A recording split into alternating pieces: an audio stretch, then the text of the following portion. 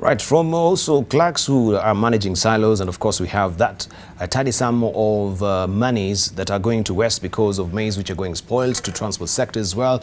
There is a problem. And of course also need to grab a copy of the Standard this morning, how return of Michuki rules will hit you hard. It says this is a splash, and transport, that is what it's reading on top there. Commuters should prepare for tough times. That might include Matatus strikes, increased fares or arrest as police targets law breakers. This story is tucked away on page 4 of the Standard today.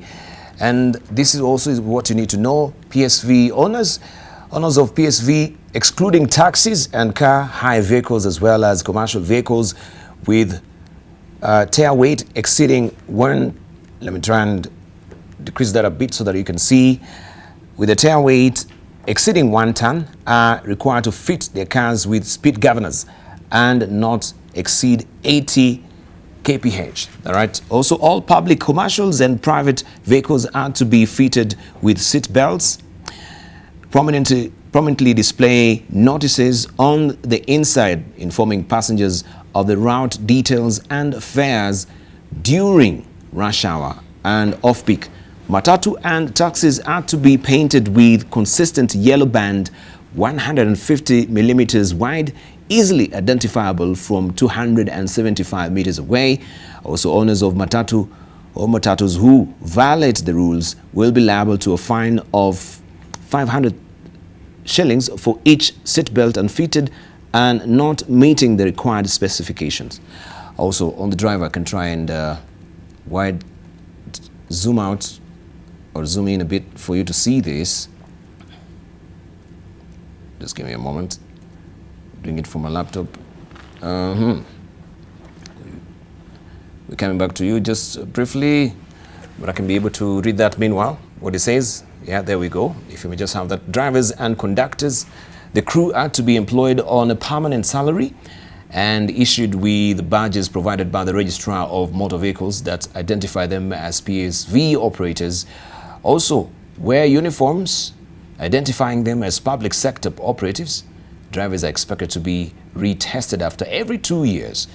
Now, each Matatu and taxi will prominently display a postcard-sized photograph of the driver, capturing the head and shoulders and taken without a hat. On passengers, boarding overloaded Matatus or not wearing a seatbelt will attract a maximum of 600 shillings or a prison term not exceeding 2 months or both. So beware. Boarding overloaded Matatus or not wearing a seatbelt will attract a maximum fine of 600 shillings or a prison term not exceeding 2 months or both. And this happens mostly in the up country areas where we get also Matatus overloaded, and yeah, they pass through the roadblocks.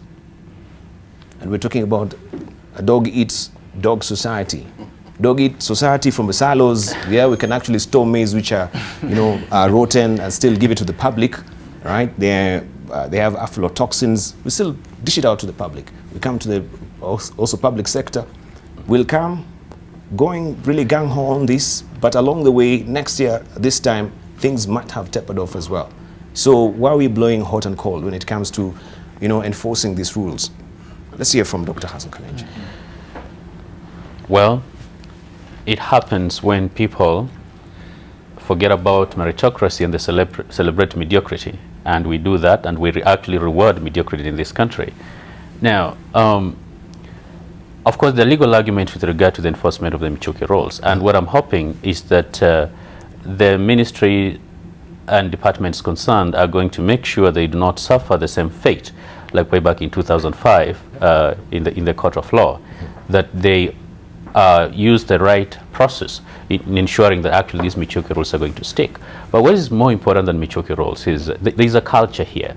And there are many times I've been through a near miss to be hit by an oncoming Matatu. Why? Because they're running a red light and I thought it was a green light. And at the same time, you'll have 2 traffic police officers standing right there, looking at them. So enforcement is actually important. But when you say it is known, even any visitor who has visited Kenya from abroad They know how notorious our Matatus are, even compared to the rest of the region. We are pretty bad. They stink. And I don't think government should relent on this. They should actually go harsher. And drivers who violate, or owners of those vehicles who violate the rules, their license should be suspended, perhaps for several years.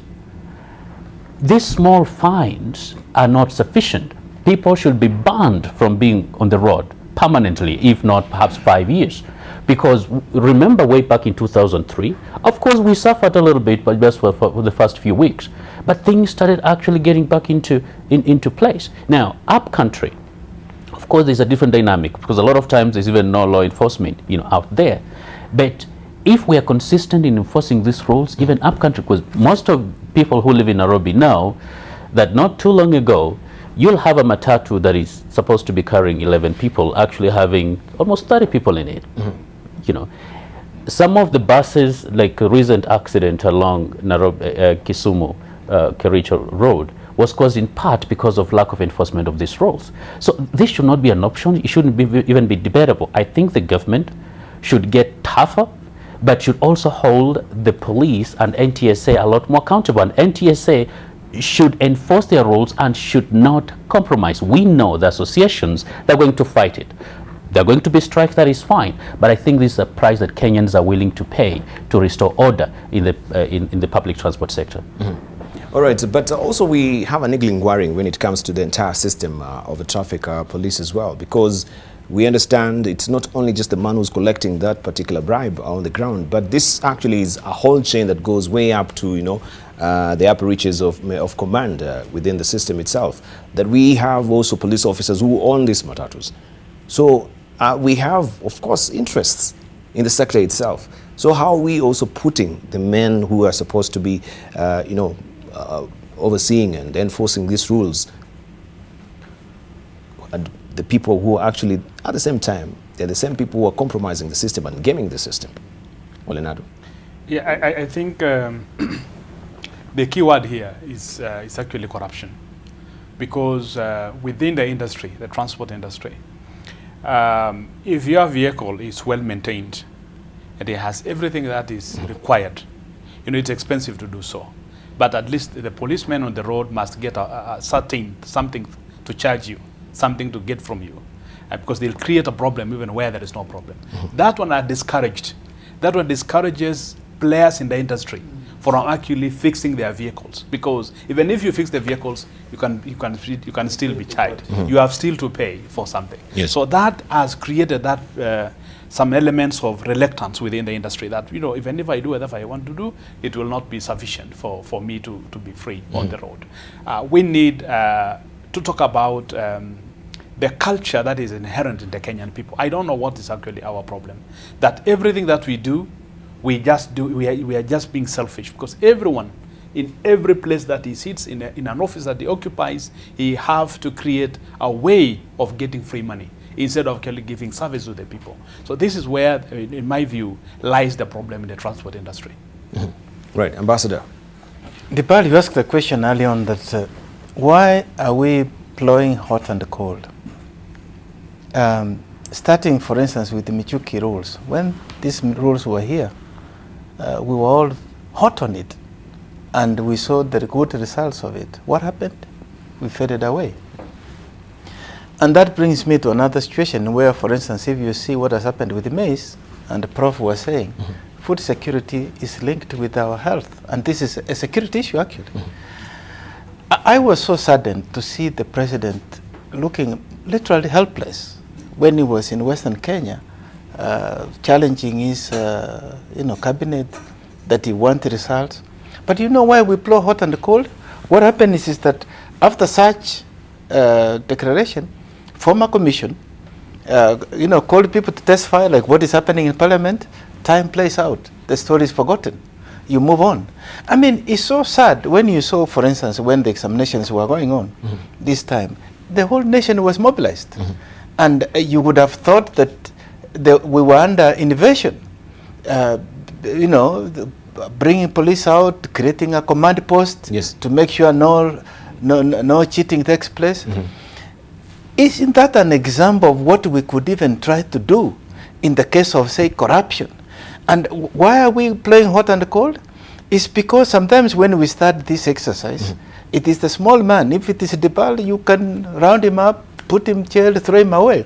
But the moment you get close, you know, to centers of power, and you see that you are going to get this big fish, then you start to take slower steps, and the story is forgotten away.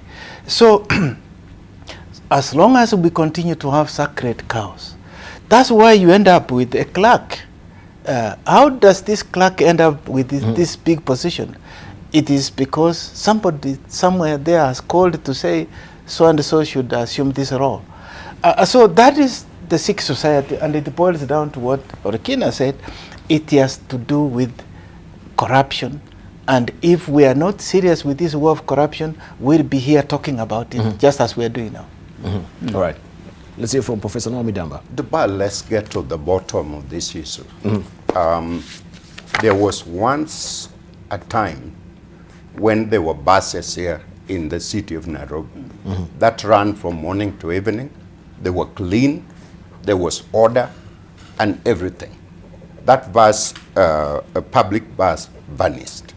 If you go from major city to major city, where there's Tokyo, where there's London, where there's Los Angeles, where there's New York, there is public transportation system run side and side with private transportation system. There is room for everyone. I support private sector development, and I would like to see a burgeoning private sector, but the one that follow law and order. So what is happening here is Cartel has captured the whole system, city by city, from Nairobi to Mombasa to Kisumu to Eldoret to everywhere. And the excuse me, Cartel is running our country. And all kind of criminal elements comes with that cartel. These are people who have no objective of saving any human life except making money. You look at the nature of this vehicle, you look at the state of where they are. These vehicles should not be running on the road.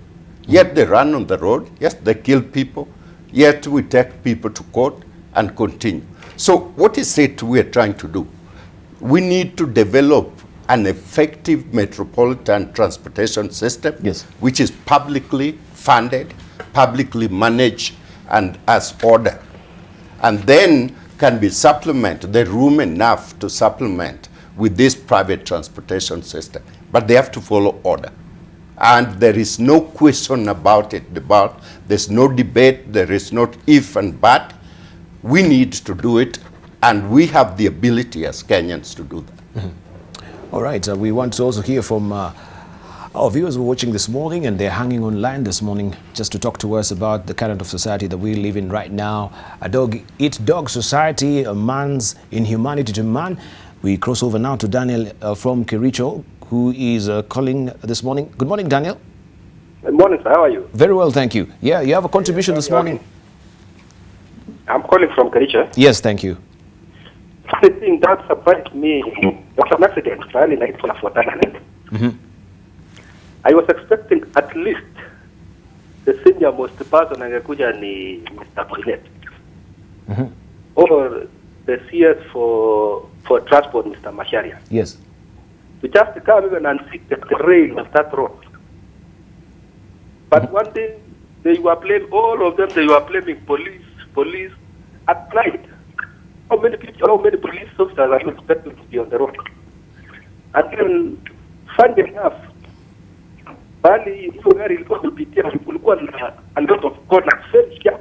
In fact, the car was almost passing through the path rail. It's all that it happened, it slipped, it rolled several times. Or the same thing. At times, we normally blame police for everything, but the people in charge, that is the minister, at times they are not doing their work, especially in terms of roads. But all the blame, 90% police are taking pride. And then number two, yes, most of the roads in Kenya, especially that goes to the villages, they are not in good, they are in bad state. And then how do you expect that the people will bail themselves, yet there are very few vehicles. Some of the rules might not be applicable in our country because, and then most of the issues, they target the lower person. In fact, the people who are complaining are the well-capable, those who have cars, they can pay themselves.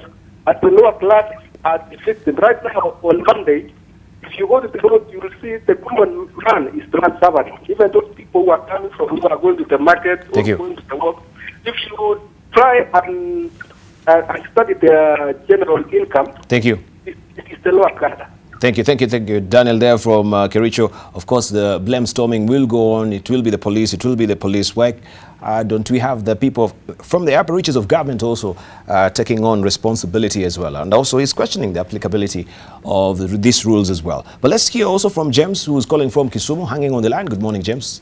Hello, good morning, sir. Morning to you. This is called James Eliud Odhiambo, retired teacher. Yes, thank you. All of us live in Kenya. Yes. It raises eyebrows that when it comes to December, every other year, every other cycle of the year, the police are on the roads, very heavily present, cracking down on Matatus. Why is it December? Why is it not any other time of the year? Yes. You get that point? Yeah, we do. It makes me speculate that the police want to raise money for this and that. Even if they want to raise money for their children, the way I wish to think to take to school, I don't know whether I'm becoming outrageous in making such remarks. Secondly, yes, if you look at the issue of roadblocks in Kenya here, I've shouted over this through some of the, the media in this country. You will get that Nyanza has a preponderantly high number of roadblocks. But I'll tell you for free that between Kisumu and Eldoret, there is only one roadblock, and you get it somewhere around Kapsabet. This skewed management by the police is not, does not make me happy. Thirdly, I want to talk about fares. yes, Matatu fares. When you come to Matatu fares, we are now hearing and getting it from the print media that there will be fare for, normal hours and peak hours. Distances do not increase because there is something called peak hours. Let us be honest with ourselves and do things, rather, in a sober way. yes. Are you getting what I'm saying? Yes, I'm hearing. So I want you to observe this. Yes. Come January, after January, when school fees has been paid by all manner of classes of society, including the poor like me. Okay? Yes. From March there up to round about December, again, you will hear nothing of these things.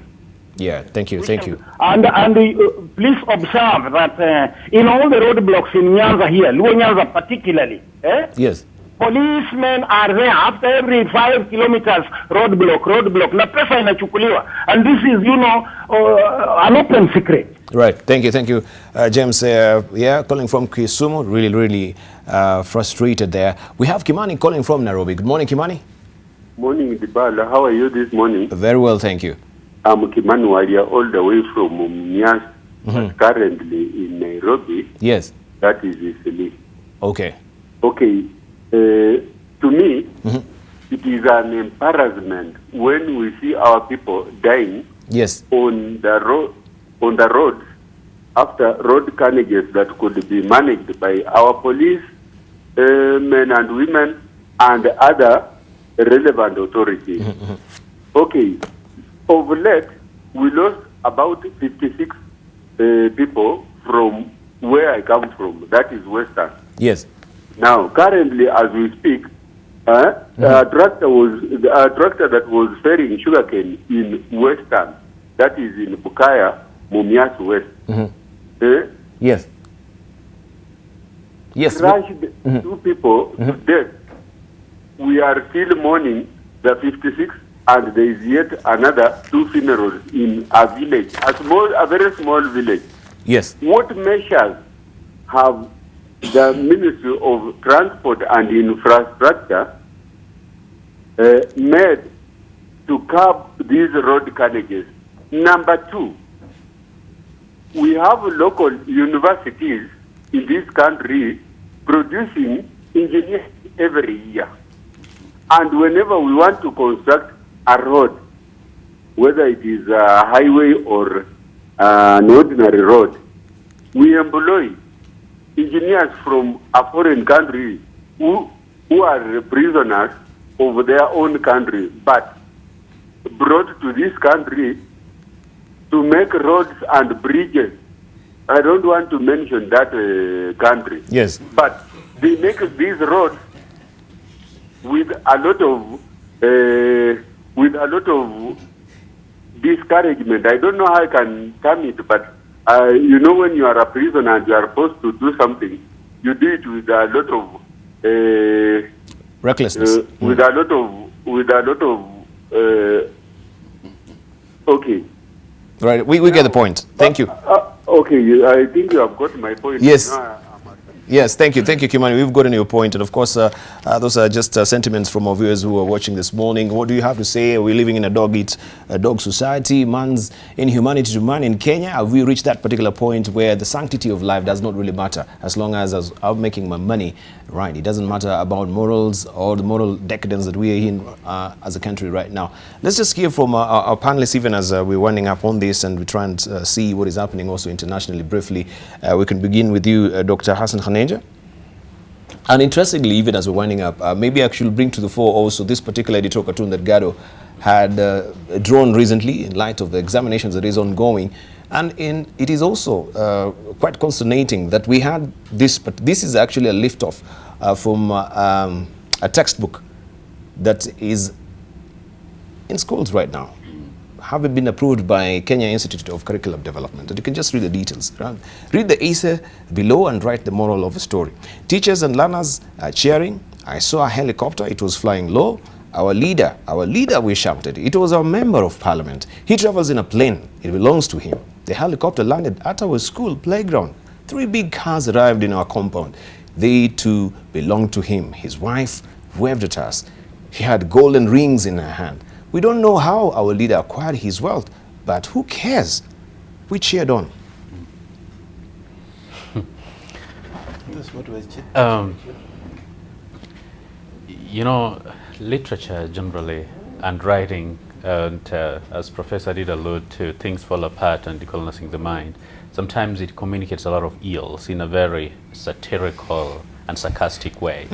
Because I don't think it's meant to glorify what is happening, but it's satirizing and just is a form of sarcasm. It just goes to show where we are right now as a country. Now, in response to, you know, the two callers, or let's attempt to respond to them. When it comes to what the ministry is doing with regard to that, I think that is a question that is better addressed to them. I'm sure they're watching the TV. Perhaps next time, Dibal, when you have a government official of the ministry, they may be better situated to opposition to respond to that question. Now, yes, a country that a caller doesn't want to name, we kind of know, I think, what he's talking about. But I think the ongoing infrastructure, projects, part of it also depends with the kind of arrangement, for instance, the government had with the person who's going to do the funding. But at the same time, of course, there have been concerns even in the construction of the SGR that there were very, very few Kenyan engineers and who've been trained here.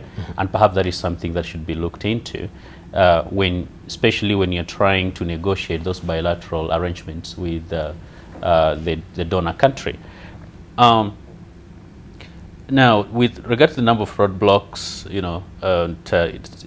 missing roadblocks in some parts and then the other parts being too many, it is true that some roads are not sufficiently manned. Perhaps NTSA and the police, traffic police may explain that better.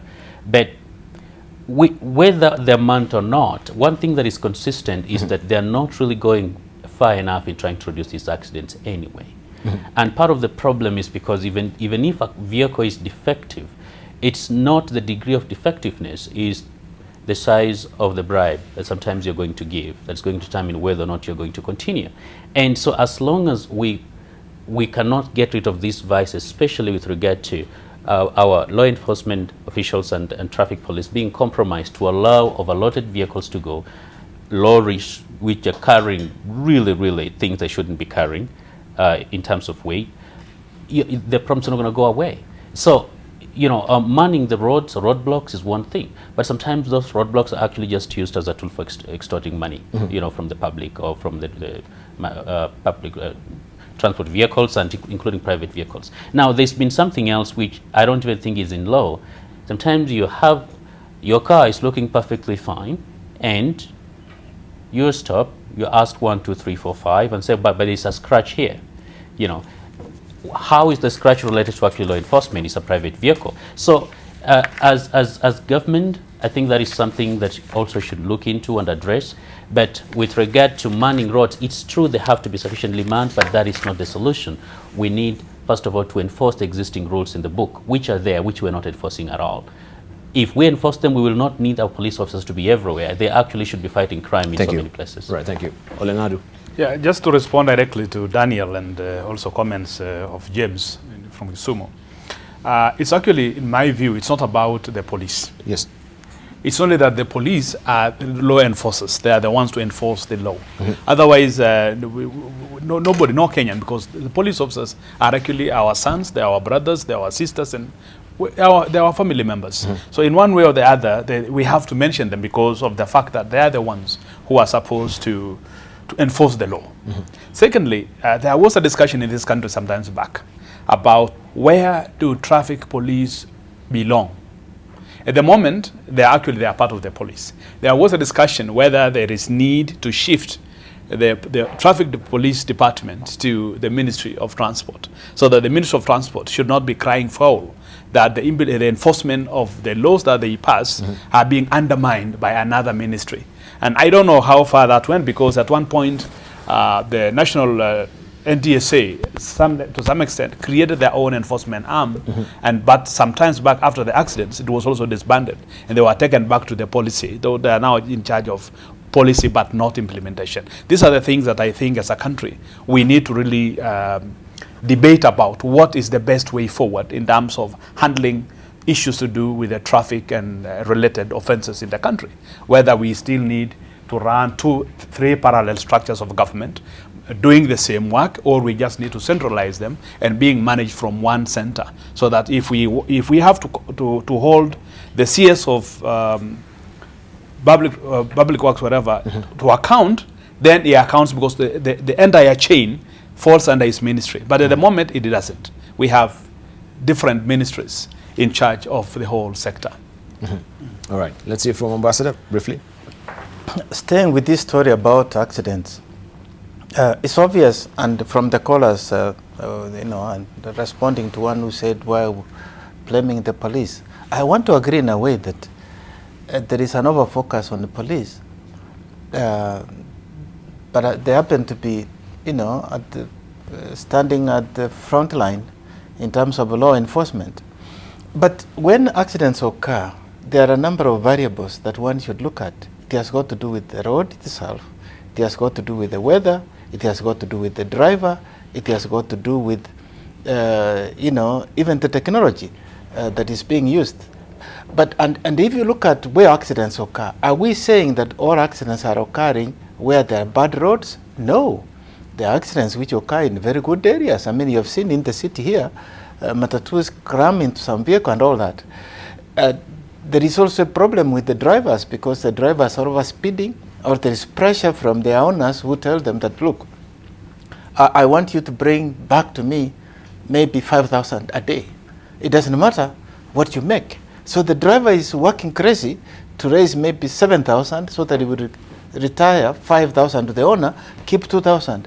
So there is all sorts of vices, and that has also got to do with man society. So there are all sorts of vices on the road, and I think it's a multi-sectoral issue.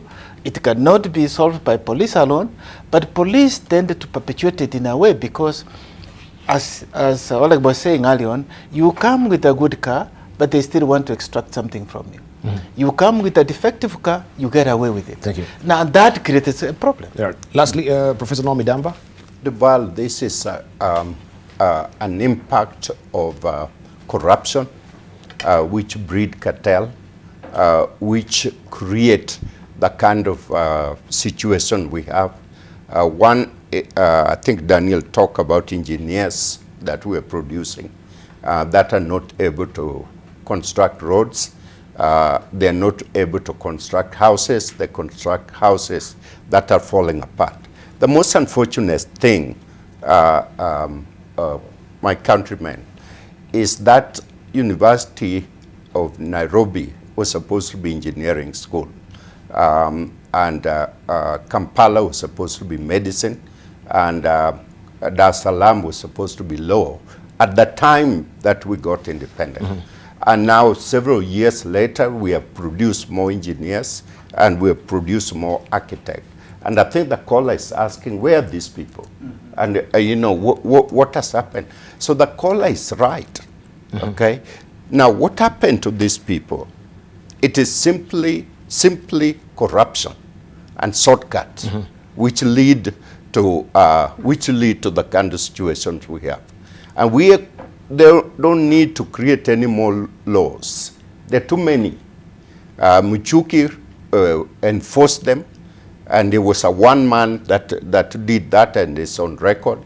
And when Michuki passed away, those guys are back to business as usual. That should not happen in our system. Both enforcement, both lawmakers, the executive, the judiciary must work consistently to make sure that this country don't come apart. Right, and of course, even as we're talking about the engineers, we need to know that I think for the longest protracted time, we've had unregistered engineers who are coming freshly from universities because the engineer registering board also has, you know, its own cartels, that they want to be actually in the system and not really drop even young engineers. And it's all about, you know, also gaming the system as well, until there was actually a Supreme Court ruling in this regard. And then they came full steam ahead. I think that was in September, that yes, they have 60 days for the unregistered engineering students also to be dropped in as well. That is a niggling worry, because we have a few people who are managing the system, and all these contracts are going to few engineers as well. So it was all about protectionism at the end of the day.